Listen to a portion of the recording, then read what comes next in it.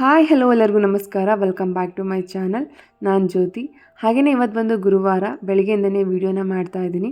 ಹಾಗೆಯೇ ಇವತ್ತಿನ ವ್ಲಾಗಲ್ಲಿ ಈ ಬೇಸಿಗೆ ಟೈಮಲ್ಲಿ ದೇಹಕ್ಕೆ ತಂಪು ಕೊಡುವಂತಹ ಒಂದು ಬ್ರೇಕ್ಫಾಸ್ಟ್ನ ತೋರಿಸ್ತಾ ಇದ್ದೀನಿ. ಹಾಗೆಯೇ ದೇವರ ನೈವೇದ್ಯಕ್ಕೆ ಅಂತ ಹೇಳಿ ನೈವೇದ್ಯ ಕೂಡ ಮಾಡ್ಕೊಂಡಿದ್ದೆ. ಆ ರೆಸಿಪಿ ಕೂಡ ಕ್ವಿಕ್ಕಾಗಿ ತೋರಿಸ್ಬಿಡ್ತೀನಿ.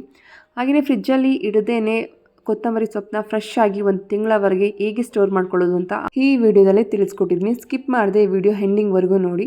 ಹಾಗೆಯೇ ನೈಟು ಡಿನ್ನರ್ ಮುಗಿದ ತಕ್ಷಣ ನಾನು ಇಡೀ ಕಿಚನ್ನ ಕ್ಲೀನ್ ಮಾಡ್ಕೊಂಡ್ಬಿಡ್ತೀನಿ. ಹಾಗೆಯೇ ಪಾತ್ರೆ ಕೂಡ ವಾಶ್ ಮಾಡಿ ಡ್ರೈ ಆಗೋದಕ್ಕೆ ಇಟ್ಕೊಂಡಿರ್ತೀನಿ.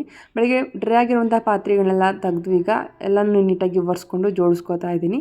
ಸೊ ಆದಷ್ಟು ನೈಟ್ ಟೈಮ್ ನಾವು ಕೆಲಸ ಮುಗಿಸ್ಕೊಳ್ಳೋದ್ರಿಂದ ಬೆಳಗ್ಗೆ ಎದ್ದಾಗ ಪೂಜೆ ಮಾಡೋದಾಗಿರ್ಬೋದು ಅಥವಾ ಬ್ರೇಕ್ಫಾಸ್ಟ್ ಮಾಡೋದಾಗಿರ್ಬೋದು ಬೇಗನೆ ಕೆಲಸಗಳು ಮುಗಿದೋಗುತ್ತೆ. ಸೊ ಅದಕ್ಕಾಗಿ ಆದಷ್ಟು ರಾತ್ರಿ ಹೊತ್ತು ಎಲ್ಲ ಕೆಲಸಗಳನ್ನ ಮುಗಿಸ್ಕೊಂಡಿರ್ತೀನಿ. ಹಾಗೆಯೇ ರಾತ್ರಿ ಹೊತ್ತು ನಾವು ಕಿಚನ್ ಕ್ಲೀನ್ ಮಾಡೋದ್ರಿಂದ ಸೊ ಜಿರಳೆಗಳಾಗಿರ್ಬೋದು, ಸಣ್ಣ ಪುಟ್ಟ ಇರುವೆಗಳಾಗಿರ್ಬೋದು ಎಲ್ಲ ಕೂಡ ಕಂಟ್ರೋಲ್ ಆಗುತ್ತೆ. ನಾನು ಕಿಚನ್ ಕ್ಲೀನ್ ಮಾಡೋದಕ್ಕೆ ಲಿಕ್ವಿಡ್ ಅಂತ ಹೊರಗಡೆ ಏನೂ ತಂದು ಬಳಸೋದಿಲ್ಲ.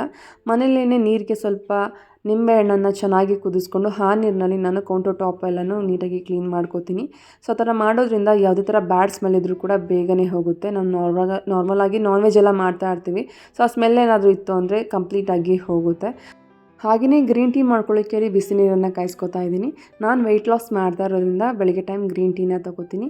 ವಾರಕ್ಕೆ ಒಂದು ಸತಿ ಬೆಳಗ್ಗೆ ಟೈಮ್ ನನಗೆ ಕಾಫಿ ಕುಡಿಬೇಕಂದ್ರೆ ವಾರಕ್ಕೆ ಒಂದು ಸತಿ ಅಷ್ಟೇ ಕಾಫಿನ ತೊಗೋತೀನಿ. ಇಲ್ಲ ಈವ್ನಿಂಗ್ ಟೈಮ್ ನನ್ನ ಹಸ್ಬೆಂಡ್ ಬಂದಾಗ ಸೊ ಕಾಫಿನ ಮಾಡ್ಕೋತೀವಿ. ಸೊ ಹಾಗೆಯೇ ಈಗ ಗ್ರೀನ್ ಟೀ ಕುಡಿದ್ರೆ ವೆಯ್ಟ್ ಲಾಸ್ ಆಗ್ತಾರಾ ಅಂತ ಹೇಳಿದ್ರೆ ಖಂಡಿತವಾಗ್ಲೂ ತಪ್ಪು. ಸೊ ವೆಯ್ಟ್ ಬ್ಯಾಲೆನ್ಸ್ ಮಾಡಬೇಕಂದ್ರೆ ನಾವು ಫುಡ್ ಬ್ಯಾಲೆನ್ಸ್ ಕೂಡ ಮಾಡೋದಿರುತ್ತೆ. ಸೊ ಫುಡ್ನ ಆದಷ್ಟು ಕಂಟ್ರೋಲಾಗಿ ನಾವು ಮಿತಿ ಮೀರಿ ತಿನ್ನೋಕೆ ಹೋಗಬಾರ್ದು. ಸೊ ಲಿಮಿಟಲ್ಲಿ ಊಟ ಮಾಡ್ಕೊಂಡು ಬಂದರೆ ಖಂಡಿತವಾಗ್ಲೂ ವೆಯ್ಟ್ ಲಾಸ್ ಮಾಡ್ಬೋದು. ನಾನು ಎಕ್ಸಸೈಸ್ ಆಗಲಿ ವಾಕಿಂಗ್ ಆಗಿರಲಿ ಏನೂ ಕೂಡ ಮಾಡ್ತಾ ಇಲ್ಲ. ಪಾಪು ಇರೋದ್ರಿಂದ ಅದೆಲ್ಲ ಮಾಡೋದು ಕೂಡ ಸ್ವಲ್ಪ ನನಗೆ ಕಷ್ಟ ಆಗ್ತಿದೆ, ಅವನು ಇನ್ನೂ ಚಿಕ್ಕವನಾಗಿರೋದ್ರಿಂದ. ಅದಕ್ಕಾಗಿ ಮನೇಲೇ ಫುಡ್ ಕಂಟ್ರೋಲ್ ಮಾಡಿಕೊಂಡು ನಾನು ವೆಯ್ಟ್ ಲಾಸ್ ಮಾಡ್ತಾ ಇದ್ದೀನಿ. ಸೊ ನಾನು ಎಷ್ಟು ಕೆ ಜಿ ಇದ್ದೆ, ಎಷ್ಟು ಕೆ ಜಿ ಸಣ್ಣ ಲಾಸ್ ಮಾಡ್ಕೊಂಡಿದ್ದೀನಿ ಅಂತ ನಾನು ಒಂದು ವೀಡಿಯೋದಲ್ಲಿ ಕಂಪ್ಲೀಟಾಗಿ ತಿಳಿಸ್ಕೊಡ್ತೀನಿ. ಸೊ ರಿಸಲ್ಟ್ ಎಲ್ಲ ಹೇಗಿದೆ ಏನು ಅಂತ ಹೇಳಿ. ಹಾಗೆಯೇ ಮನೆಯೆಲ್ಲ ಕ್ಲೀನ್ ಮಾಡಿದ ನಂತರ ಫ್ರೆಶ್ ಅಪ್ ಆಗಿ ನೈವೇದ್ಯ ಮಾಡಲಿಕ್ಕೆ ಫಸ್ಟು ಗ್ಯಾಸ್ ಸ್ಟವ್ಗೆ ರಂಗೋಲಿ ಹಾಕಿ ಪೂಜೆನ ಮಾಡ್ಕೋತಾ ಇದ್ದೀನಿ. ಸೊ ನೈವೇದ್ಯ ಮಾಡೋಕ್ಕೂ ಮುಂಚೆನೇ ಗ್ಯಾಸ್ ಸ್ಟವ್ಗೆ ಫಸ್ಟು ಪೂಜೆನ ಮಾಡಿಕೊಂಡ್ರೆ ತುಂಬಾ ಒಳ್ಳೆಯದು. ಸೊ ಅದಕ್ಕಾಗಿ ಒಂದು ಸಿಂಪಲ್ಲಾಗಿ ಅಕ್ಕಿ ಹಿಟ್ಟಲ್ಲಿ ರಂಗೋಲಿನ ಹಾಕೋತಾ ಇದ್ದೀನಿ. ದೇವ್ರ ಮನೆಗಾಗಿರ್ಬೋದು ಅಥವಾ ಗ್ಯಾಸ್ ಸ್ಟವ್ ಮೇಲಾಗಿರ್ಬೋದು ನಾವು ರಂಗೋಲಿನ ಬಳಸಬಾರ್ದು ಅಂತ ಹೇಳ್ತಾರೆ. ಅದಕ್ಕಾಗಿ ನಾನು ಅಕ್ಕಿ ಹಿಟ್ಟಲ್ಲಿ ರಂಗೋಲಿನ ಹಾಕೋತಾ ಇದ್ದೀನಿ.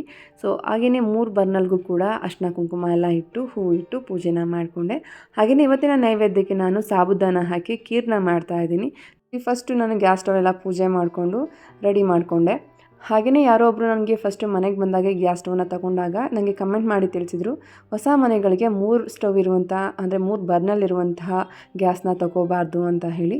ನನಗೆ ಅದರ ಮೇಲೆಲ್ಲ ಅಷ್ಟಾಗಿ ನಂಬಿಕೆ ಇರಲಿಲ್ಲ. ಸೊ ಅದಕ್ಕಾಗಿ ತಗೊಂಡೆ. ಸೊ 4 ಒಲೆ ತೊಗೊಂಡ್ರೆ ತುಂಬಾ ಒಳ್ಳೆಯದು, 3 ಒಲೆ ಎಲ್ಲ ತೊಗೋಬಾರ್ದು ಅಂತ ಹೇಳ್ತಾಯಿದ್ರು. ಸೊ ಅದ್ರ ಮೇಲೆಲ್ಲ ಅಷ್ಟಾಗಿ ನಂಬಿಕೆ ಇರಲಿಲ್ಲ ನನಗೆ. ಹಾಗೆಯೇ ಮತ್ತೆ ನಾನಿಲ್ಲಿ ಹೊರಗಡೆ ಸಿಂಪಲ್ಲಾಗಿ ಒಂದು ಬಾರ್ಡರ್ ರಂಗೋಲಿನ ಹಾಕೋತಾ ಇದ್ದೀನಿ. ನನಗೆ ಹೊರಗಡೆ ಈ ಥರ ಬಾರ್ಡರ್ ರಂಗೋಲಿಗಳು ಹಾಕಿದರೆ ತುಂಬಾ ಚೆನ್ನಾಗಿ ಕಾಣಿಸುತ್ತೆ ಅನಿಸುತ್ತೆ. ಅದಕ್ಕಾಗಿ ಆದಷ್ಟು ಬಾರ್ಡರ್ ರಂಗೋಲಿಗಳನ್ನ ಹಾಕೋತಾ ಇರ್ತೀನಿ. ಸೊ ಹಾಗೆಯೇ ರಂಗೋಲಿ ಹಾಕಿದ ಮೇಲೆ ಇಟ್ಕೆ ಪುಡಿಯಿಂದ ಸ್ವಲ್ಪ ಹೈಲೈಟ್ ಆಗಲಿ ಅಂತೇಳಿ ಅಲ್ಲಲ್ಲಿ ಇಟ್ಕೆ ಪುಡಿಯಿಂದನೂ ಕೂಡ ಫಿಲ್ ಮಾಡ್ಕೋತೀನಿ. ಆ ಥರ ಮಾಡೋದ್ರಿಂದ ತುಂಬ ಹೈಲೈಟಾಗಿ ಕಾಣಿಸುತ್ತೆ ರಂಗೋಲಿ ನೋಡಬೇಕಾದ್ರೆ. ಸೊ ಅದಕ್ಕಾಗಿ ನಾನು ಇಟ್ಕೆ ಪುಡಿ ಕೂಡ ಯೂಸ್ ಮಾಡಿ ರಂಗೋಲಿನ ಹಾಕೋತಾ ಇರ್ತೀನಿ.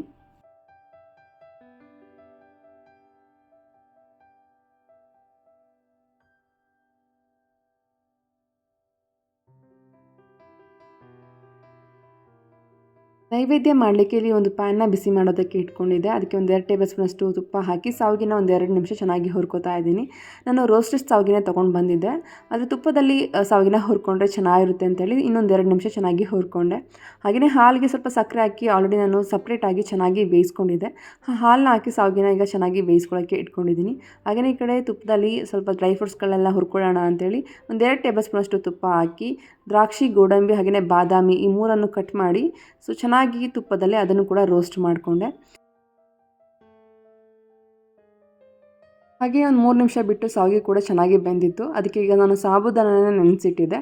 ಆ ಸಾಬುದಾನ ಕೂಡ ಹಾಕೋತಾ ಇದ್ದೀನಿ. ಇಲ್ಲಿ ಸಣ್ಣ ಸಾಬುದಾನನ ಯೂಸ್ ಮಾಡಿದ್ದೀನಿ, ದೊಡ್ಡ ಸಾಬುದಾನ ಕೂಡ ಸಿಗುತ್ತೆ.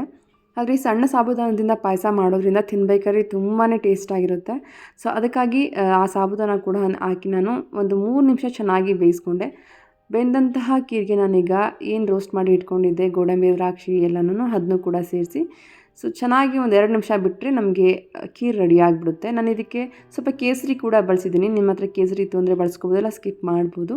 ಸ್ವಲ್ಪ ಕೇಸರಿನ ನಾವು ತಣ್ಣಗಾದ್ಮೇಲೆ ಹಾಕಿದರೆ ಇನ್ನೂ ತುಂಬಾ ಚೆನ್ನಾಗಿರುತ್ತೆ. ನಾನು ಇಲ್ಲಿ ಬೇಯಬೇಕಾದ್ರೇ ಒಂದು 2 ದಳ ಹಾಕ್ಕೊಂಡಿದ್ದೆ. ಹಾಗೆಯೇ ಹಾಲಿಗೆ ನಾನು ಆಲ್ರೆಡಿ ಸಕ್ಕರೆ ಹಾಕಿ ಬಿಸಿ ಮಾಡಿ ಹಾಕಿದ್ನಲ್ಲ, ಅದಕ್ಕಾಗಿ ಇನ್ನೊಂದು ಸ್ವಲ್ಪ ಸ್ವಲ್ಪ ಸ್ವೀಟ್ ಆಗಿರಲಿ ಅಂತ ಹೇಳಿ ಇನ್ನೊಂದು 2 ಸ್ಪೂನಷ್ಟು ಸಕ್ಕರೆನ ಹಾಕ್ಕೊಂಡಿದ್ದೀನಿ. ಹಾಗೆಯೇ ಈಗ ನೈವೇದ್ಯ ರೆಡಿ ಆಯಿತು. ಈಗ ನೈವೇದ್ಯ ಇಟ್ಟು ಪೂಜೆನ ಮಾಡ್ಕೋತಾ ಇದ್ದೀನಿ.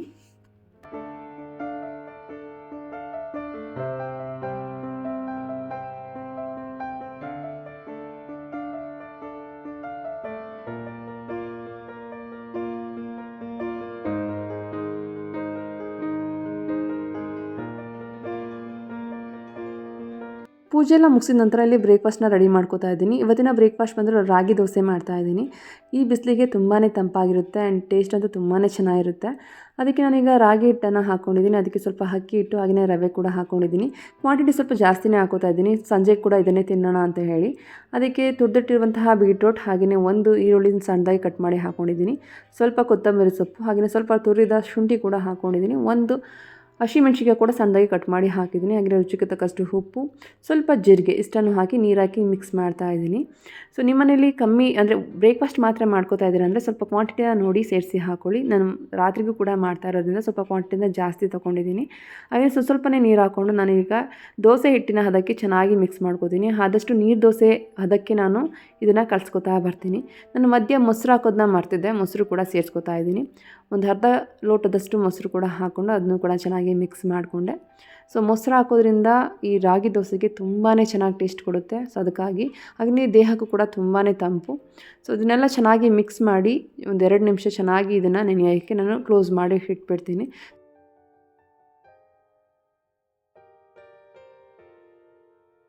ದೋಸೆ ಮಾಡೋದಕ್ಕೆ ನಾನಿಲ್ಲಿ ದೋಸೆ ಹಂಚನ್ನು ಬಿಸಿ ಮಾಡೋದಕ್ಕೆ ಇಟ್ಕೊಂಡಿದ್ದೀನಿ. ಚೆನ್ನಾಗಿ ಬಿಸಿ ಆದಮೇಲೆ ಸ್ವಲ್ಪ ನೀರನ್ನು ಅದಕ್ಕೆ ಚಿಮುಕಿಸಿ ಚೆನ್ನಾಗಿ ಈ ಥರ ಒಂದು ಟಿಶ್ಯೂನಲ್ಲಿ ಚೆನ್ನಾಗಿ ಒರೆಸ್ಕೊಂಡೆ. ನಂತರ ದೋಸೆನ ಹಾಕ್ಕೊಳ್ಳೋಕ್ಕೆ ಮುಂಚೆನೇ ಫಸ್ಟು ದೋಸೆ ಹಿಟ್ಟನ್ನು ಚೆನ್ನಾಗಿ ಮಿಕ್ಸ್ ಮಾಡಿಕೊಂಡು ಪ್ರತಿ ದೋಸೆ ಹಾಕಬೇಕಾದ್ರೂ ಈ ಥರ ಮಿಕ್ಸ್ ಮಾಡಿ ದೋಸೆನ ಹಾಕಬೇಕಾಗುತ್ತೆ.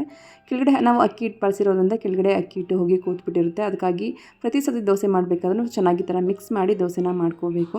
ಫಸ್ಟಿಗೆ ಸ್ವಲ್ಪ ಮಂದವಾಗಿ ಹಾಕಿಬಿಟ್ಟೆ, ಅಂದರೆ ಇನ್ನೂ ಸ್ವಲ್ಪ ನೀರು ಹಾಕಿ ನಾನು ಹಿಟ್ಟನ್ನು ಸ್ವಲ್ಪ ತೆಳ್ಳಗೆ ಮಾಡ್ಕೊಳ್ಬೇಕಿತ್ತು. ಹಾಗೆಯೇ ಹೊರಗಡೆ ಹೋಗೋದು ಕೂಡ ಇತ್ತು, ಸ್ವಲ್ಪ ಅರ್ಜೆಂಟಲ್ಲಿ ಕೆಲಸ ಇತ್ತು ಅಂತ ಹೇಳಿ ಬೇಯೋಕ್ಕೂ ಮುಂಚೆನೇ ನಾನು ದೋಸೆನ ಎತ್ತಕ್ಕೆ ಹೋಗಿ ಫಸ್ಟ್ನೇ ದೋಸೆ ಹಾಳಾಗ್ಬಿಡ್ತು. ಸರಿ ಅಂತ ಅದನ್ನ ತೆಗೆದು ರಿಮೂವ್ ಮಾಡಿ ಮತ್ತೆ ನಾನು ಸ್ವಲ್ಪ ನೀರು ಹಾಕಿ ಚೆನ್ನಾಗಿ ಟಿಶ್ಯೂನಲ್ಲಿ ಚೆನ್ನಾಗಿ ಒರೆಸ್ಕೊಂಡು ಮತ್ತು 2ನೇ ದೋಸೆನ ತುಂಬ ತೆಳ್ಳಗೆ ನೀರು ದೋಸೆ ಥರ ಹಾಕ್ಕೊಂಡೆ. ಅದು ತುಂಬಾ ಚೆನ್ನಾಗಿ ಬಂತು. ನಾನು ಸ್ವಲ್ಪ ಹೊರಗಡೆ ಹೋಗಬೇಕಲ್ಲ ಅಂಥೇಳಿ ಬೇಗ ಫಾಸ್ಟೆಲ್ಲ ಕೆಲಸಗಳನ್ನ ಮುಗಿಸ್ಕೊತಾ ಇದ್ದೆ. ಇವತ್ತು ಪೂಜೆ ಕೂಡ ಇತ್ತಲ್ಲ, ಹಾಗೆಯೇ ವೀಡಿಯೋ ಮಾಡ್ಕೊಂಡು ಪೂಜೆ ಎಲ್ಲ ಮಾಡಿದ್ರೆ ಸ್ವಲ್ಪ ಜಾಸ್ತಿನೇ ಟೈಮ್ ಬೇಕಾಗುತ್ತೆ. ಅದಕ್ಕಾಗಿ ನಾನು ಸ್ವಲ್ಪ ದೋಸೆ ಬೇಯೋಕ್ಕೂ ಮುಂಚೆನೇ ಅದನ್ನ ಮಗ್ಚಾಕಕ್ಕೆ ಹೋಗ್ತಾ ಇದ್ದೆ. ಅದಕ್ಕಾಗಿ ಸ್ವಲ್ಪ ಕಟ್ಟಾಗ್ತಾ ಇತ್ತು. ಹಾಗೆಯೇ ನಾನು ಈ ದೋಸೆಗೆ ಬೀಟ್ರೋಟ್ ಕೂಡ ತುರಿದು ಹಾಕ್ಕೊಂಡಿದ್ನಲ್ಲ, ಅದಕ್ಕಾಗಿ ಯಾವುದೇ ಥರ ಚಟ್ನಿ ಏನೂ ಬೇಕಾಗಿರಲಿಲ್ಲ. ಡೈರೆಕ್ಟಾಗಿ ಇದನ್ನೇ ತಿನ್ಬೋದಿತ್ತು. ತುಂಬಾ ರುಚಿಯಾಗಿತ್ತು. ಮೆಣಸಿನ್ಕಾಯಿ ಆಗಿರ್ಬೋದು, ಹಾಗೆಯೇ ಈರುಳ್ಳಿ ಎಲ್ಲ ಹಾಕಿದ್ವಲ್ಲ, ಟೇಸ್ಟು ಒಂಥರ ಮಸಾಲ ದೋಸೆ ಥರ ತುಂಬಾ ಚೆನ್ನಾಗಿತ್ತು. ಸೊ ನಾನು ಚಟ್ನಿ ಏನೂ ಮಾಡ್ಕೊಳಕ್ಕೆ ಹೋಗಲಿಲ್ಲ, ಡೈರೆಕ್ಟಾಗಿ ಸ್ವಲ್ಪ ತುಪ್ಪ ಹಾಕ್ಕೊಂಡು ಸೊ ದೋಸೆನ ತಿಂದ್ಕೊಂಡೆ. ಈಗಿನ ಸಮ್ಮರ್ಗೆ ಈ ಥರ ಬ್ರೇಕ್ಫಾಸ್ಟ್ಗಳು ತುಂಬಾ ಒಳ್ಳೆಯದು ದೇಹಕ್ಕೆ ಅಂತಲೇ ಹೇಳ್ಬೋದು. ತುಂಬಾ ತಂಪಾಗಿಡುತ್ತೆ. ಹಾಗೆಯೇ 3ನೇ ದೋಸೆ ಕೂಡ ಹಾಕ್ಕೊಂಡೆ. ಬಟ್ ಒಂದು ಕಡೆ ದೋಸೆ ಹಿಟ್ಟನ್ನ ಜಾಸ್ತಿ ಹಾಕಿಬಿಟ್ಟೆ, ಆ ಕಡೆ ಅಂದರೆ ಆ ಸೈಡು ಲೆಫ್ಟ್ ಸೈಡ್ ಸ್ವಲ್ಪ ಜಾಸ್ತಿ ಹಿಟ್ಟನ್ನು ಹಾಕಿಬಿಟ್ಟಿದ್ದೆ. ಅದು ಬೇಯೋದಕ್ಕೆ ಬಿಡೋಕ್ಕೂ ಮುಂಚೆನೇ ನಾನು ಅದನ್ನ ಫೋಲ್ಡ್ ಮಾಡಲಿಕ್ಕೆ ಹೋದೆ. ಸೊ ಎಲ್ಲ ಕಡೆ ಚೆನ್ನಾಗಿ ಬಂತು, ಆ ಸೈಡ್ ಸ್ವಲ್ಪ ಅಂಟ್ಕೊಂಡ್ಬಿಡ್ತು. ಸೊ ಈ ದೋಸೆ ಕೂಡ ಫ್ಲಾಪ್ ಆಯಿತು. ಅರ್ಜೆಂಟಲ್ಲಿ ಯಾವುದೇ ಕೆಲಸ ಮಾಡಿದರೂ ಈ ಥರ ಹಾಳಾಗ್ತಾ ಹೋಗುತ್ತೆ. ಸೊ ನನಗೆ ಟೈಮ್ ತುಂಬಾ ಕಮ್ಮಿ ಇತ್ತು ಅಂತ ಹೇಳಿ ಬೇಗನೆ ಮಾಡ್ಕೊಳಕ್ಕೆ ಹೋದೆ. ಬಟ್ ಈ ಥರ ಆಗ್ತಾಯಿತ್ತು. ಆದರೂ ಕೂಡ ಸ್ವಲ್ಪ ಮ್ಯಾನೇಜ್ ಮಾಡಿಕೊಂಡು ಹೇಗೋ ನಾನು ದೋಸೆನ ರೆಡಿ ಮಾಡಿಕೊಂಡೆ. ಸೊ ಬಂದಮೇಲೆ ದೋಸೆ ಮಾಡಿಕೊಂಡ್ರೆ ಆಯಿತು ಅಂತ ಹೇಳಿ ಸೊ ಈಗ ನಾನು ಹೊರಗಡೆ ಹೊರಟಿದ್ದೀನಿ. ಸ್ವಲ್ಪ ಸಿಟಿಗೆ ಹೋಗೋದಿತ್ತು, ಬೇರೆ ಕೆಲಸ ಕೂಡ ಇತ್ತು. ಸೊ ಆ ಕೆಲಸ ಕೂಡ ಮುಗಿಸಿ ಸ್ವಲ್ಪ ಶಾಪಿಂಗ್ ಕೂಡ ಮನೆಗೆ ಮಾಡ್ಕೊಂಡು ಬರೋಣ ಅಂತೇಳಿ ಹೊರಟೆ. ಸೊ ಬಂದಿದ್ದು ಸ್ವಲ್ಪ ತುಂಬಾ ತಡವಾಗಿತ್ತು. ಸ್ವಲ್ಪ ರೆಸ್ಟ್ ಮಾಡಿ ಈಗ ಏನೆಲ್ಲ ತೊಗೊಂಡು ಬಂದಿದ್ದೀನಿ ಅಂತ ಸೊ ಕ್ವಿಕ್ಕಾಗಿ ತೋರಿಸ್ತಾ ಇದ್ದೀನಿ. ಸ್ವಲ್ಪ ತರಕಾರಿ ಎಲ್ಲ ಬೇಕಿತ್ತು. ಮಾರ್ಕೆಟಲ್ಲಿ ದೇವರಾಜ ಮಾರ್ಕೆಟಲ್ಲಿ ತುಂಬಾ ಫ್ರೆಶ್ ಆಗಿ ತುಂಬಾ ಚೆನ್ನಾಗಿ ತರಕಾರಿ ಎಲ್ಲ ಬಂದಿರುತ್ತೆ. ಸೊ ಅದಕ್ಕಾಗಿ ತೊಗೊಂಡು ಬಂದೆ. ನಮ್ಮನೆ ನಿಯರೆಸ್ಟು ತರಕಾರಿ ಶಾಪೆಲ್ಲ ಇದೆ, ಅಲ್ಲಿಗೆ ಹೋಗಿ ತೊಗೊಂಡು ಬಂದರೆ ತುಂಬಾ ಎಕ್ಸ್ಪೆನ್ಸಿವ್ ಅಂತಲೇ ಹೇಳ್ಬೋದು. ಒಂದೊಂದು ತರಕಾರಿಗೆ ತುಂಬಾ ರೇಟ್ ಇಟ್ಟಿರ್ತಾರೆ. ಇಲ್ಲಿಗೂ ಅಲ್ಲಿಗೂ ತುಂಬಾ ಡಿಫ್ರೆಂಟ್ ಇದೆ. ಕೆಲವೊಂದು ಟೈಮು ಫ್ರೀ ಆದಾಗ ಅಲ್ಲೇ ಹೋಗಿ ತಂದರೆ ಆಯ್ತಲ್ಲ ಅಂತ ಅನ್ನಿಸ್ತಾ ಇತ್ತು. ಸೊ ನನಗೆಲ್ಲ ಏನೆಲ್ಲ ಬೇಕೋ ಅದನ್ನೆಲ್ಲ ತೊಗೊಂಡು ಬಂದಿದ್ದೀನಿ. ಹಾಗೆಯೇ ಇನ್ಸ್ಟಾಗ್ರಾಮಲ್ಲೆಲ್ಲ ಈ ಜವಾದಿ ಪೌಡರ್ ಬಗ್ಗೆ ತುಂಬಾ ಬರ್ತಾ ಇತ್ತು. ಸೊ ತುಂಬಾ ಒಳ್ಳೆ ಫ್ರೇಗ್ನೆನ್ಸ್ ಬರುತ್ತೆ ಅಂತ ಎಲ್ಲ ತುಂಬ ಜನ ಹೇಳ್ತಾಯಿದ್ರು. ಸರಿ ಅಂತ ಹೇಳಿ ಹೋಗಿದ್ನಲ್ಲ, ಅಲ್ಲೇ ಗದ್ದಿಗೆ ಅಂಗಡಿಲಿ ಸಿಕ್ತು, ತೊಗೊಂಡು ಬಂದೆ. 30 ರೂಪಾಯಿನ ತೊಗೊಂಡ್ರು. ಹಾಗೆಯೇ ಹೂ ಕೂಡ ತೊಗೊಂಡು ಬಂದೆ. ಈ ಸೇವಂತಿಗೆ ಹಾಗೆಯೇ ರೋಸ್ನ ತೊಗೊಂಡು ಬಂದೆ. ತುಂಬಾ ಫ್ರೆಶ್ ಆಗಿತ್ತು. ಆದರೆ ರೈಟ್ ಅಂತೂ ತುಂಬಾ ಜಾಸ್ತಿ ಹೇಳ್ತಾಯಿದ್ರು. ಹಬ್ಬ ಇದೆಲ್ಲ, ಈಗ ಮುಂದೆ ಹಬ್ಬ ಬರ್ತಾ ಇದೆ ಅಂತೇಳಿ ಸ್ವಲ್ಪ ಜಾಸ್ತಿ ಎಲ್ಲ ಕಾಸ್ಟ್ಲಿ ಆಗಿಬಿಟ್ಟಿದೆ.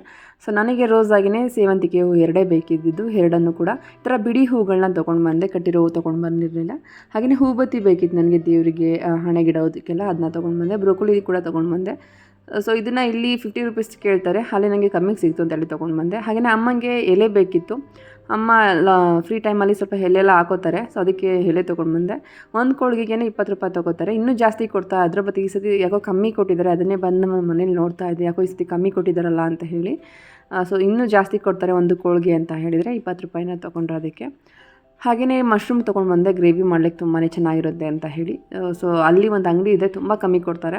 ಹಾಗೆಯೇ ಈ ಥರ ಬೇಬಿ ಕಾರ್ನ್ ಕೂಡ ಬೇಕಿತ್ತು ನನಗೆ ರೆಸಿಪಿ ಮಾಡಲಿಕ್ಕೆ. ಸೊ ಅದಕ್ಕೆ ಬೇಬಿ ಕಾರ್ನ್ ಕೂಡ ತೊಗೊಂಡು ಬಂದೆ. ಸೊ ಚೆನ್ನಾಗಿದೆಯಾ ಏನು ಅಂತ ನೋಡಿ ಚೆಕ್ ಮಾಡಿ ನೋಡ್ತಾ ಇದ್ದೆ. ನಾನು ಬಿಚ್ಚಿ ನೋಡಿರಲಿಲ್ಲ, ಅಲ್ಲಿ ಹಾಗೆ ಕೊಟ್ಟಿದ್ರು, ಅದೇ ಥರ ತೊಗೊಂಡ್ಬಂದ್ಬಿಟ್ಟಿದೆ. ಸೊ ಅದಕ್ಕಾಗಿ ಹಾಗೆಯೇ ಸ್ವಲ್ಪ ಮಾವಿನಕಾಯಿ ಕೂಡ ಇರ್ತಿತ್ತು. ಈ ಥರ ತೋತಾಪುರಿ ಮಾವಿನಕಾಯಿ ಎಲ್ಲ ಬಂದಿತ್ತು. ಈಗ ಮಾವಿನಕಾಯಿ ಸೀಸನ್ ಸ್ಟಾರ್ಟ್ ಆಯ್ತಲ್ಲ, ಸೊ ಚಿತ್ರಾನ್ನ ಏನಾದರೂ ಮಾಡ್ಲಿಕ್ಕೆ ಬೇಕಾಗುತ್ತೆ, ಚುರುಮುರಿ ಆ ಥರ ಎಲ್ಲ ಮಾಡ್ಲಿಕ್ಕೆ ಬೇಕಾಗುತ್ತೆ ಅಂತ ಹೇಳಿ ಒಂದು 3 ಮಾವಿನಕಾಯಿನ ತೊಗೊಂಡು ಬಂದೆ. ನಮಗೆ ಇದೆಲ್ಲ ಚಿಕ್ಕ ವಯಸ್ಸಲ್ಲಿ ತುಂಬಾ ನೆನಪಾಗುತ್ತೆ. ಸೊ ಅಜ್ಜಿ ಮನೆಗೆ ಹೋದರೆ ಸಾಕು ಫ್ರೀಯಾಗಿ ಎಷ್ಟು ಮಾವಿನಕಾಯಿ ತಿಂತಿದ್ವಿ ಅಂತ ಹೇಳಿ. ಹಾಗೆಯೇ ಕೊತ್ತಂಬರಿ ಸೊಪ್ಪನ್ನ ಸ್ವಲ್ಪ ಜಾಸ್ತಿ ತೊಗೊಂಡು ಬಂದಿದ್ದೀನಿ, ಸ್ಟೋರ್ ಮಾಡಿ ಇಟ್ಕೊಳ್ಳೋಣ ಅಂತೇಳಿ. ಸೊ ಖಾಲಿ ಆದಾಗ ಗೊತ್ತೇ ಆಗೋದಿಲ್ಲ. ಸೊ ಕೆಲವೊಂದು ಟೈಮು ರೆಸಿಪಿಗಳಿಗೆ ಹಾಕೋಕ್ಕೆ ಸಿಗೋದೇ ಇಲ್ಲ, ಅದಕ್ಕೆ ಸ್ವಲ್ಪ ಸ್ಟೋರ್ ಮಾಡಿ ಇಟ್ಕೊಳ್ಳೋಣ ಅಂತೇಳಿ ಸ್ವಲ್ಪ ಜಾಸ್ತಿ ಕೊತ್ತಂಬರಿ ಸೊಪ್ಪನ್ನ ತೊಗೊಂಡು ಬಂದಿದ್ದೀನಿ. ಹಾಗೆಯೇ ಮನೇಲಿ ಕೆಲವೊಂದಷ್ಟು ರೆಸಿಪಿಗಳಿಗೆ ಸಾಸಸ್ ಎಲ್ಲ ಬೇಕಿತ್ತು, ಅದಕ್ಕೆ ಸಾಸಸ್ ಎಲ್ಲ ತೊಗೊಂಡು ಬಂದಿದ್ದೀನಿ. ನಾನು ಜಾಸ್ತಿ ದೊಡ್ಡ ಬಾಟಲ್ ತಂದು ಇಟ್ಕೊಳ್ಳಲ್ಲ, ಯಾಕಂದರೆ ನಾನು ತುಂಬ ರೇರ್ ಈ ಥರ ಫುಡ್ಗಳನ್ನ ಮಾಡೋದು. ಸೊ ಎಷ್ಟು ಬೇಕೋ ಅಷ್ಟೇ ಸಾಕಾಗುತ್ತೆ ಅಂತೇಳಿ ಸ್ವಲ್ಪ ಪಾಕೆಟ್ಗಳಲ್ಲಿ ತಂದು ಇಟ್ಕೊಂಡಿರ್ತೀನಿ. ಹಾಗೆಯೇ ವೆನಿಗರ್ ಬೇಕಿತ್ತು, ಅದನ್ನೆಲ್ಲ ತೊಗೊಂಡು ಬಂದಿದ್ದೀನಿ. ಸೊ ಇಷ್ಟು ಶಾಪಿಂಗ್ ಮಾಡ್ಕೊಂಡು ಬಂದೆ. ಹಾಗೆಯೇ ಹೋಗಬೇಕಾದ್ರೇ ಹೂ ಹಾಕ್ಲಿಕ್ಕೆಲ್ಲ ಬಾಕ್ಸ್ ಎಲ್ಲ ಕ್ಲೀನ್ ಮಾಡಿ ಇಟ್ಟು ಹೋಗಿದೆ, ಸ್ವಲ್ಪ ಡ್ರೈ ಆಗಲಿ ಅಂತ ಹೇಳಿ. ಹಾಗೆಲ್ಲ ಹೂವೆಲ್ಲನೂ ಹಾಕಿ ಸ್ಟೋರ್ ಮಾಡಿ ಎತ್ತಿಡ್ತಾ ಇದ್ದೀನಿ. ಈ ಥರ ಬಾಕ್ಸ್ಗೆ ಹಾಕಿ ಎತ್ತಿಟ್ಕೊಂಡ್ರೆ ಒಂದು ತಿಂಗಳವರೆಗೂ ಕೂಡ ಕೆಡೋದಿಲ್ಲ, ತುಂಬಾ ಫ್ರೆಶ್ ಆಗಿರುತ್ತೆ. ಅದಕ್ಕಾಗಿ ಬಾಕ್ಸ್ಗೆ ಹಾಕಿ ಎತ್ತಿಡ್ತಾ ಇದ್ದೀನಿ. ಸೊ ನನಗೆ ಈ ಥರ ಕಾಂಬಿನೇಷನಲ್ಲಿ ನನಗೆ ಅಲಂಕಾರ ಮಾಡೋದು ಇಷ್ಟ ದೇವರಿಗೆ. ಸೊ ಅದಕ್ಕೆ ಈ ಥರ ಯಾವಾಗಲೂ ಕಾಂಬಿನೇಷನಲ್ಲಿ ನಾನು ಫ್ಲವರ್ಗಳನ್ನ ತರ್ತಾ ಇರ್ತೀನಿ. ಹೀಗೆ ತಂದಿರುವಂತಹ ಹೂ ಇಲ್ಲ ಅಂದರೆ ನನಗೆ ಒಂದು 20 ದಿನನಾದರೂ ಬರುತ್ತೆ. ಸೊ ನಾನು ತುಂಬ ದಿನ ಇಟ್ಟರೂ ಕೂಡ ಏನೂ ಕೂಡ ಹಾಳಾಗೋದಿಲ್ಲ, ತುಂಬಾ ಫ್ರೆಶ್ ಆಗೇ ಇರುತ್ತೆ. ಹಾಗೆಯೇ ತಂದಿರುವಂತಹ ತರಕಾರಿಗಳೆಲ್ಲ ಚೆನ್ನಾಗಿ ವಾಶ್ ಮಾಡಿ ಸ್ಟೋರ್ ಮಾಡಿ ಇಟ್ಕೊಂಡು ಬಿಡೋಣ ಅಂಥೇಳಿ ಒಂದು ಡಬ್ಗೆ ಸ್ವಲ್ಪ ನೀರು ಹಾಕಿ ನಾನು ತರಕಾರಿಗಳನ್ನೆಲ್ಲ ಫಸ್ಟಿಗೆ ಹಾಕೋತಾ ಇದ್ದೀನಿ. ಸೊ ಏನೆಲ್ಲ ತೊಗೊಂಡು ಬಂದಿದ್ದೀನಿ ಆ ತರಕಾರಿ ಎಲ್ಲನೂ ಸೇರಿಸ್ತಾ ಇದ್ದೀನಿ. ಅದಕ್ಕೆ ಸ್ವಲ್ಪ ಉಪ್ಪು ಹಾಕೋತಾ ಇದ್ದೀನಿ. ಅರಿಶಿನ ಪುಡಿ ಕೂಡ ಸೇರಿಸ್ಕೋಬೋದು, ಇಲ್ಲ ವೆನೆಗರ್ ಕೂಡ ಸೇರಿಸ್ಕೋಬೋದು. ನಾನು ಸದ್ಯಕ್ಕೆ ಉಪ್ಪಷ್ಟೇ ಹಾಕ್ಕೊಂಡು ಒಂದು 5 ನಿಮಿಷ ಚೆನ್ನಾಗಿ ನೆನೆಸಿಟ್ಟು ನಂತರ ನೀರಲ್ಲಿ ಚೆನ್ನಾಗಿ ವಾಶ್ ಮಾಡಿ ಅದನ್ನು ಸ್ಟೋರ್ ಮಾಡಿ ಇಟ್ಕೋತೀನಿ. ಈ ಥರ ಮಾಡೋದ್ರಿಂದ ಅಡುಗೆ ಮಾಡೋ ಟೈಮಲ್ಲಿ ನಾವು ವಾಶ್ ಮಾಡುವಂಥ ಅವಶ್ಯಕತೆ ಇರೋದಿಲ್ಲ. ಹಾಗೆಯೇ ಸ್ಟೋರ್ ಮಾಡಿ ಇಟ್ಕೋಬೇಕಾದ್ರೆ ಅಷ್ಟಾಗಿ ಗಲೀಜು ಕೂಡ ಆಗೋದಿಲ್ಲ. ಹಾಗೆಯೇ ಅಡುಗೆ ಮಾಡಬೇಕಾದ್ರೆ ಬೇಗನೆ ನಾವು ಅಡುಗೆನ ಮಾಡ್ಕೋಬೋದು. ಅದಕ್ಕಾಗಿ ಈ ಥರ ವಾಶ್ ಮಾಡಿ ಸ್ಟೋರ್ ಮಾಡಿ ಎತ್ತಿಟ್ಕೊಂಡು ಬಿಡ್ತೀನಿ. ಹಾಗೆಯೇ ಇನ್ನೂ ಕೆಲವೊಂದು ತರಕಾರಿಗಳನ್ನ ನಾನು ವಾಶ್ ಮಾಡೋಕ್ಕೆ ಹೋಗೋದಿಲ್ಲ, ಡೈರೆಕ್ಟಾಗಿ ಸ್ಟೋರ್ ಮಾಡ್ಕೋತೀನಿ. ಈ ಕ್ಯಾಪ್ಸಿಕಮ್ ಆಗಿರ್ಬೋದು, ಬದನೆಕಾಯಿ ಆಗಿರ್ಬೋದು, ಅದನ್ನ ನಾನು ಅಡುಗೆ ಮಾಡಬೇಕಾದ್ರೇ ಒಟ್ಟಿಗೆ ತೊಳ್ಕೊಂಡು ನಾನು ಅದನ್ನು ಬಳಸ್ಕೋತೀನಿ. ಸೊ ಹಾಗೆಯೇ ಈಗ ಸ್ಟೋರ್ ಮಾಡಿ ಇಡೋಕ್ಕೆ ನಾನು ಫಸ್ಟಿಗೆ ಒಂದು ಸ್ಟೋರೇಜ್ ಬಾಕ್ಸಿನ ಒಳಗೆ ಸ್ವಲ್ಪ ಟಿಶ್ಯೂ ಪೇಪರ್ನ ಹಾಕಿದ್ದೀನಿ. ಆನಂತರ ನಾನು ಮೇಲ್ಗಡೆ ಬೇಬಿ ಕಾರ್ನ್ ಹಾಗೆಯೇ ಬ್ರೊಕೊಲಿನ ಹಾಕೋತಾ ಇದ್ದೀನಿ. ಇನ್ನೂ ಸ್ವಲ್ಪ ನೀರಾದರೂ ಇದ್ದರೆ ಅಬ್ಸರ್ವ್ ಮಾಡಲಿ ಅಂತ ಹೇಳಿ ಈ ಥರ ನಾನು ಫಸ್ಟಿಗೆ ಒಂದು ಟಿಶ್ಯೂ ಪೇಪರ್ನ ಹಾಕಿ ಈ ಥರ ಸ್ಟೋರ್ ಮಾಡಿ ಎತ್ತಿಟ್ಕೋತಾ ಇದ್ದೀನಿ. ಸೊ ಎಲ್ಲ ತರಕಾರಿನೂ ಕೂಡ ಇದೇ ಥರನೇ ಸ್ಟೋರ್ ಮಾಡಿ ಇಟ್ಕೋತೀನಿ. ಫಸ್ಟಿಗೆ ಒಂದು ಟಿಶ್ಯೂ ಪೇಪರ್ನ ಕೆಳಗಡೆ ಹಾಕಿ ನಂತರ ನಾನು ಏನೆಲ್ಲ ವಾಶ್ ಮಾಡಿ ಇಟ್ಟಿದ್ನೋ ಆ ತರಕಾರಿಗಳನ್ನ ಹಾಕೋತೀನಿ. ಸೊ ನೀರು ಏನಾದರೂ ಸ್ವಲ್ಪನಾದರೂ ಮಿಕ್ಕಿದ್ರೆ ಅಬ್ಸರ್ವ್ ಆಗಲಿ ಅಂತ ಹೇಳಿ ಸೊ ಈ ಥರ ನಾನು ಟಿಶ್ಯೂನ ಹಾಕಿ ನಂತರ ನಾನು ತರಕಾರಿಗಳನ್ನ ಸ್ಟೋರ್ ಮಾಡಿ ಇಟ್ಕೋತೀನಿ. ಈ ಥರ ಕ್ಲೀನಾಗಿ ನಾವು ಇಟ್ಕೊಳ್ಳೋದ್ರಿಂದ ಮನೆ ತುಂಬಾ ಅಂದವಾಗಿ ಕಾಣುತ್ತೆ. ಹಾಗೆಯೇ ಅಷ್ಟಾಗಿ ನಮಗೆ ಕೆಲಸ ಅಂತ ಅನಿಸೋದಿಲ್ಲ, ಅಲ್ಲೆಲ್ಲ ಕೆಲಸಗಳು ಕೂಡ ಮುಗಿದೋಗುತ್ತೆ. ಹಾಗೆಯೇ ಕೊತ್ತಂಬರಿ ಸೊಪ್ಪು ಕೂಡ ಈಗ ಕ್ಲೀನ್ ಮಾಡಿ ಎತ್ತಿಟ್ಕೊಂಡಿದ್ದೀನಿ, ಬೇರೆಲ್ಲ ತೆಗ್ದಿದ್ದೀನಿ, ನೋಡ್ತಾ ಇರ್ಬೋದು. ತುಂಬಾ ಕೊತ್ತಂಬರಿ ಸೊಪ್ಪನ್ನ ತೊಗೊಂಡು ಬಂದಿದ್ದೆ. ಸೊ ಸ್ಟೋರ್ ಮಾಡಿ ಎತ್ತಿಡೋಣ ಅಂತ ಹೇಳಿ ಸೊ ಅದನ್ನಾಗಿ ಚೆನ್ನಾಗಿ ವಾಶ್ ಮಾಡ್ಕೊಂಡು ಬಿಡೋಣ ಅಂತೇಳಿ ವಾಶ್ ಮಾಡಲಿಕ್ಕೆ ಈಗ ನಾನು ರೆಡಿ ಮಾಡ್ಕೋತಾ ಇದ್ದೀನಿ. ಸೊ ಕೊತ್ತಂಬರಿ ಸೊಪ್ಪು ನಾವು ಯಾವಾಗಲೂ ಕೂಡ ಎಲ್ಲ ರೆಸಿಪಿಗಳು ಕೂಡ ಹಾಕ್ತಾ ಇರ್ತೀವಿ. ಸೊ ಅದಕ್ಕಾಗಿ ನಾನು ಇದನ್ನು ಜಾಸ್ತಿ ತಗೊಂಡ್ಬಂದು ಈಗ ಸ್ಟೋರ್ ಮಾಡಿ ಇಟ್ಕೋತಾ ಇದ್ದೀನಿ. ಫಸ್ಟಿಗೆ ಒಂದು ಸತಿ ನೀರು ಹಾಕಿ ಚೆನ್ನಾಗಿ ಇದನ್ನು ವಾಶ್ ಮಾಡ್ಕೋತಾ ಇದ್ದೀನಿ. ನೋಡ್ತಾ ಇರ್ಬೋದು ಎಷ್ಟು ಮಣ್ಣಿದೆ ಅಂತ ಹೇಳಿ. ಸೊ ಈ ನಾರ್ಮಲಾಗಿ ನಾವು ತರುವಂತಹ ಶಾಪ್ಗಳಲ್ಲಿ ಕೆಲವೊಂದರಲ್ಲಿ ವಾಶ್ ಮಾಡಿ ಇಟ್ಟಿರ್ತಾರೆ, ಇನ್ನು ಕೆಲವೊಂದರಲ್ಲಿ ವಾಶ್ ಮಾಡಿರೋದಿಲ್ಲ. ನಾವು ಹಾಲಲ್ಲೆಲ್ಲ ಏನಾದರೂ ಇದನ್ನೆಲ್ಲ ಪರ್ಚೇಸ್ ಮಾಡ್ತೀವಂದರೆ ತುಂಬ ಚೆನ್ನಾಗಿ ವಾಶ್ ಮಾಡೇ ಕೊಟ್ಟಿರ್ತಾರೆ. ನಾನು ಇದನ್ನ ಮಾರ್ಕೆಟಲ್ಲಿ ಡೈರೆಕ್ಟಾಗಿ ರೈತರ ಕಡೆಯಿಂದನೇ ತಂದಿರೋದ್ರಿಂದ ಅಷ್ಟಾಗಿ ಅವರು ವಾಶ್ ಮಾಡಿರೋದಿಲ್ಲ. ಅದಕ್ಕಾಗಿ ನಾನು ಒಂದು 2-3 ಸತಿ ಇದೇ ಥರನೇ ವಾಶ್ ಮಾಡ್ಕೋತಾ ಇದ್ದೀನಿ. ಸೊ ಫಸ್ಟಿಗೆ ವಾಶ್ ಮಾಡಿಕೊಂಡು ನಾನು ಎಲ್ಲನೂ ಕೂಡ ಕ್ಲೀನ್ ಮಾಡ್ಕೊಂಡು ಬಿಡ್ತೀನಿ. ಸೊ ನಾರ್ಮಲಾಗಿ ನಾವು ಶಾಪಲ್ಲಿ ಸಿಗುತ್ತೆ ಕ್ಲೀನ್ ಮಾಡಿ ಕೊಡ್ತಾರೆ ಅಂತ ಹೇಳಿದ್ನಲ್ಲ, ಅವರು ಸ್ವಲ್ಪ ಎಕ್ಸ್ಟ್ರಾನೇ ದುಡ್ಡನ್ನ ತೊಗೊಂಡಿರ್ತಾರೆ. ನನಗೆ ಇಷ್ಟು ಸೊಪ್ಪಿಗೆ ಎಷ್ಟು ತುಂಬ ಕಮ್ಮಿ ಬೆಲೆಗೆ ನನಗೆ ಇಷ್ಟು ಸೊಪ್ಪು ಸಿಕ್ಕಿದೆ. ಸೊ ಅದಕ್ಕಾಗಿ ಒಂದು ಸತಿ ಚೆನ್ನಾಗಿ ವಾಶ್ ಮಾಡಿ ಸ್ಟೋರ್ ಮಾಡಿ ಇಟ್ಕೊಂಡ್ಬಿಟ್ರೆ ನನಗೆ ತಿಂಗಳಾನುಗಟ್ಟಲೆ ಈ ಸೊಪ್ಪು ಆಗುತ್ತೆ. ಸೊ ಅದಕ್ಕೆ ಫಸ್ಟಿಗೆ ನಾನು ಚೆನ್ನಾಗಿ ಒಂದು 2-3 ಸತಿ ಚೆನ್ನಾಗಿ ವಾಶ್ ಮಾಡ್ಕೊತಾನೆ ಇದ್ದೀನಿ. ಈ ಥರ ಸ್ವಲ್ಪ ಸೊಪ್ಪನ್ನು ಅಷ್ಟಾಗಿ ನಾನು ಚುಮ್ಕಿಯನ್ನು ತೊಳಿತಾ ಇಲ್ಲ, ಅದಕ್ಕೆ ಸ್ವಲ್ಪನೂ ಕೂಡ ಡ್ಯಾಮೇಜ್ ಆಗದೆ ನಾನು ತೊಳ್ಕೊತಾ ಇದ್ದೀನಿ. ಸೊ ಆ ಥರ ಡ್ಯಾಮೇಜ್ ಮಾಡಿಬಿಟ್ರೆ ಸೊಪ್ಪು ಹಾಳಾಗಿಬಿಡುತ್ತೆ. ಅದಕ್ಕಾಗಿ 2-3 ಸತಿ ವಾಶ್ ಮಾಡಿದ್ರು ಕೂಡ ಮಣ್ಣು ಇನ್ನೂ ಕೂಡ ಇತ್ತು. ಸೊ ಮಣ್ಣು ಕಂಪ್ಲೀಟಾಗಿ ಹೋಗೋವರೆಗೂ ಕೂಡ ನಾನು ವಾಶ್ ಮಾಡ್ಕೊತಾನೆ ಇದ್ದೀನಿ. ಹಾಗೆಯೇ ವಾಶ್ ಮಾಡ್ಕೊಂಡ ನಂತರ ನಾನು ಲಾಸ್ಟಿಗೆ ಸೊಪ್ಪು ಚೆನ್ನಾಗಿ ಡ್ರೈ ಮಾಡೋದಕ್ಕೆ ಇಲ್ಲಿ ಒಂದು ಜಾಲರಿ ಬಟ್ಲಿಗೆ ಹಾಕಿ ಇಡ್ತಾ ಇದ್ದೀನಿ. ಕೆಳಗಡೆ ಒಂದು ಬೌಲ್ ಕೂಡ ಇಟ್ಕೊಂಡಿದ್ದೀನಿ. ಸೊ ನೀರೆಲ್ಲ ಕಂಪ್ಲೀಟಾಗಿ ಡ್ರೈ ಆಗಬೇಕು. ಸೊ ಅದಕ್ಕಾಗಿ ಈ ಥರ ನಾನು ನೀರು ಸೋರಲಿ ಅಂತ ಹೇಳಿ ಒಂದು ಜಾರ್ಲಿ ಬಟ್ಲಿಗೆ ಹಾಕಿ ಇಟ್ಕೊಂಡಿದ್ದೀನಿ. ನಂತರ ನಾನು ಒಂದು ಬಟ್ಟೆ ಮೇಲೆ ಹಾಕಿ ಕಂಪ್ಲೀಟಾಗಿ ನೀರನ್ನ ಡ್ರೈ ಮಾಡ್ಕೊಂಡು ಬಿಡ್ತೀನಿ. ಈಗ ಒಂದು ಕಾಟನ್ ಬಟ್ಟೆ ಮೇಲೆ ಈಗ ನಾನು ಸೊಪ್ಪನ್ನೆಲ್ಲ ಚೆನ್ನಾಗಿ ಹರಡ್ತಾ ಇದ್ದೀನಿ. ಹಾಗೆಯೇ ಕೊತ್ತಂಬರಿ ಸೊಪ್ಪಲ್ಲಿ ಇರುವಂತಹ ಇನ್ನೂ ಸ್ವಲ್ಪ ಬೇರ್ಗಳನ್ನೂ ಕೂಡ ತೆಗಿಬೇಕಾಗುತ್ತೆ. ಸೊಪ್ಪನ್ನಷ್ಟೇ ನಾವು ಕಲೆಕ್ಟ್ ಮಾಡ್ಕೋಬೇಕಾಗುತ್ತೆ. ಅದಕ್ಕಾಗಿ ನಾನು ಬೇರನ್ನೆಲ್ಲ ತೆಗಿತಾ ಇದ್ದೀನಿ. ಬೇರನ್ನು ಬಿಸಾಡುವಂಥದ್ದು ಏನೂ ಇರೋದಿಲ್ಲ. ಸೊ ಬೇರನ್ನು ಕೂಡ ನಾವು ಸಾಂಬಾರ್ಗಾಗಿರ್ಬೋದು, ಮಸಾಲ ಆಡಿಸ್ಬೇಕಾದ್ರೆ ಆಗಿರ್ಬೋದು ಅದನ್ನು ಯೂಸ್ ಮಾಡ್ಕೋಬೋದು. ಬರೀ ಎಲೆಯಷ್ಟೇ ನಾನು ಈಗ ಬಿಡಿಸ್ಕೊಂಡು ಬೇರನ್ನ ಸಪ್ರೇಟ್ ಮಾಡ್ತಾ ಇದ್ದೀನಿ. ಹಾಗೆಯೇ ಸಪ್ರೇಟ್ ಮಾಡಿದಂತಹ ಎಲೆಗಳನ್ನೆಲ್ಲ ನಾವು ಡ್ರೈ ಮಾಡ್ಕೋಬೇಕಾಗುತ್ತೆ. ಇಲ್ಲಾಂದರೆ ಒಂದು 3-4 ದಿನ ನಾವು ಇದನ್ನು ಡ್ರೈ ಮಾಡ್ಕೋಬೇಕಾಗುತ್ತೆ. ಸೊ ಯಾವುದೇ ಕಾರಣಕ್ಕೂ ಸೂರ್ಯನ ಕಿರಣ ಅದ್ರ ಮೇಲೆ ಬೀಳದೆ ನಾವು ಅದನ್ನು ಒಣಗಿಸ್ಕೋಬೇಕಾಗುತ್ತೆ. ಅಂದರೆ ರೂಮ್ ಟೆಂಪ್ರೇಚರಲ್ಲೇ ನಾವು ಅದನ್ನು ಡ್ರೈ ಮಾಡ್ಕೋಬೇಕಾಗುತ್ತೆ. ಸೊ ಆ ಥರ ಮಾಡೋದ್ರಿಂದ ಫ್ರೆಗ್ನೆನ್ಸ್ ಹೋಗಲ್ಲ. ಅಂದರೆ ಕೊತ್ತಂಬರಿ ಸೊಪ್ಪು ಏನು ಫ್ಲೇವರ್ ಇದೆ ಆ ಫ್ಲೇವರ್ ಹೋಗೋದೇ ಇಲ್ಲ. ಸೊ ಸಾಂಬಾರಿಗೆಲ್ಲ ಬಳಸಿದಾಗ ತುಂಬ ಚೆನ್ನಾಗಿ ಫ್ಲೇವರ್ ಕೊಡ್ತಾ ಇರುತ್ತೆ. ಅದಕ್ಕಾಗಿ ಆದಷ್ಟು ಈ ಗಾಳಿಗೆ ಇಡೋದಾಗಿರ್ಬೋದು ಅಥವಾ ಬಿಸಿಲಿಗೆ ಇಡೋದಾಗಿರ್ಬೋದು ಆ ಥರ ಮಾಡೋಕ್ಕೆ ಹೋಗಬಾರ್ದು. ನಾರ್ಮಲಾಗಿ ರೂಮ್ ಟೆಂಪ್ರೇಚರಲ್ಲೇ ಅಂದರೆ ಮನೆ ಒಳಗಡೆ ಇಟ್ಟು ಚೆನ್ನಾಗಿ ಒಣಗಿಸ್ಕೋಬೇಕು. ಸೊ ಹಾಗೆಯೇ ಈಗ ಎಲ್ಲನೂ ಬೇರನ್ನು ಕೂಡ ತೆಗೆದು ನಾನು ಸಪ್ರೇಟ್ ಮಾಡಿಕೊಂಡೆ. ಹಾಗೆ ಇನ್ನೊಂದು ಸ್ವಲ್ಪ ಸೊಪ್ಪನ್ನು ನಾನು ಡೈರೆಕ್ಟಾಗಿ ಸ್ವಲ್ಪ ಸಾಂಬಾರಿಗೆಲ್ಲ ಬೇಕಾಗುತ್ತೆ ಅಂಥೇಳಿ ಅದನ್ನು ಸ್ವಲ್ಪ ಸ್ಟೋರ್ ಮಾಡಿ ಇಟ್ಕೋತಾ ಇದ್ದೀನಿ. ಏನೇ ಅದು ಬೇರು ಕೂಡ ನಾನು ಸಪ್ರೇಟಾಗಿ ಬೇರೆ ಬಾಕ್ಸ್ಗೆ ಹಾಕಿ ಅದನ್ನು ಕೂಡ ಸ್ಟೋರ್ ಮಾಡಿ ಇಟ್ಕೊಳ್ತೀನಿ.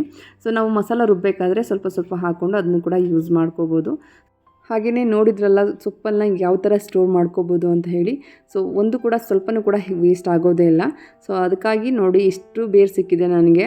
ಸೊ ಈ ಬೇರನ್ನೆಲ್ಲ ನಾನು ಮಸಾಲ ರುಬ್ಬಬೇಕಾದ್ರೆ ಯೂಸ್ ಮಾಡ್ಕೋತೀನಿ. ಹಾಗೆಯೇ ಈಗ ಸೊಪ್ಪನ್ನು ಇನ್ನೊಂದು ಸ್ವಲ್ಪ ಡ್ರೈ ಮಾಡ್ಕೊಳ್ಳೋಣ ಅಂತ ಹೇಳಿ ಅದನ್ನು ಸ್ವಲ್ಪ ಈ ಥರ ಹರಡಿ ಸ್ವಲ್ಪ ಬಟ್ಟೆನ ಮುಚ್ಚಿ ಸ್ವಲ್ಪ ಪ್ರೆಸ್ ಮಾಡಿ ನೀರನ್ನೆಲ್ಲ ಚೆನ್ನಾಗಿ ತೊಗೊಂಡ್ಬಿಡ್ತೀನಿ. ಸೊ ಈ ಥರ ನೀರನ್ನೆಲ್ಲ ತೆಗೆದ್ರಷ್ಟೇ ನಮಗೆ ಡ್ರೈ ಮಾಡ್ಕೊಳ್ಳೋಕ್ಕೆ ಸಾಧ್ಯವಾಗೋದು. ಆದಷ್ಟು ನೀರನ್ನು ಡ್ರೈ ಮಾಡ್ಕೋಬೇಕು. ಸೊ ಅದಕ್ಕಾಗಿ ಈ ಥರ ಕಾಟನ್ ಬಟ್ಟೆನ ಆದಷ್ಟು ಯೂಸ್ ಮಾಡಿ ನಾನು ಬಟ್ಟೆಯಲ್ಲಿ ಈ ಥರ ಒತ್ತಿ ನೀರನ್ನು ಎಲ್ಲನೂ ಕೂಡ ಡ್ರೈ ಮಾಡಿ ತೆಗಿತಾ ಇದ್ದೀನಿ.